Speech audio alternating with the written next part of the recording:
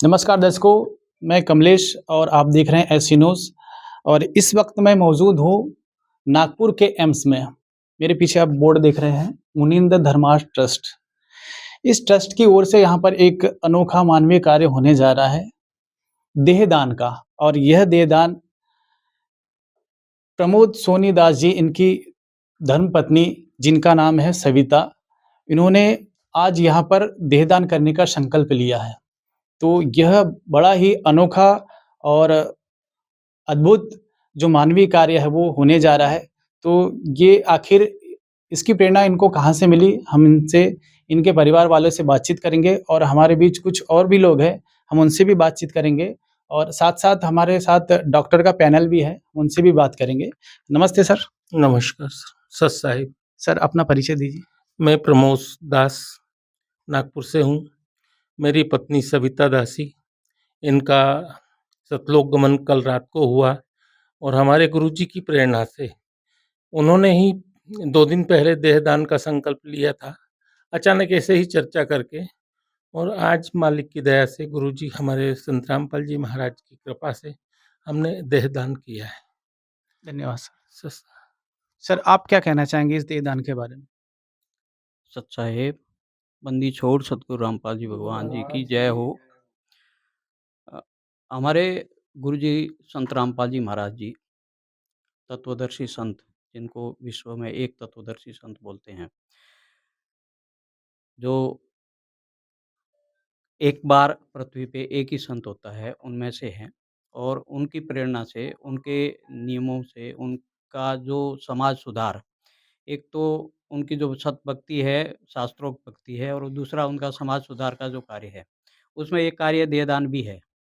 देहदान से एक वैज्ञानिक जो बच्चे पढ़ते हैं, उनको सीख मिलती है, शिक्षा मिलती है, उनसे प्रैक्टिकली वो करने के लिए उनके लिए ये प्रेरणा होती है। तो हमारे गुरुजियों का आदेश है कि आप देहदान करो।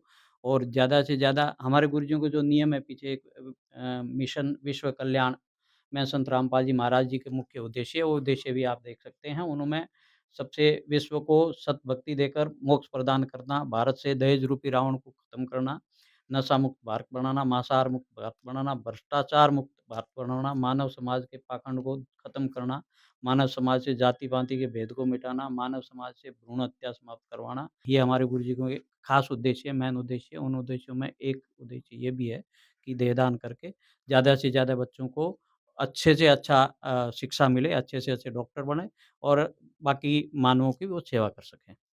धन्यवाद सर। सच्चाई। नमस्ते सर। नमस्ते। सर यहाँ पर आज मुनींद्र धर्मार्थ ट्रस्ट की ओर से संत रामपाल जी महाराज जी के सानिध्य में आज एक देहदान हुआ है। तो सर आगे आने वाले लोगों को आप क्या प्रेरणा देना चाहेंगे सर? दुनिया का सर्वश्रेष्ठ दान देहदान होता है और एक मनुष्य का अंतिम दान भी देहदान ही होता है।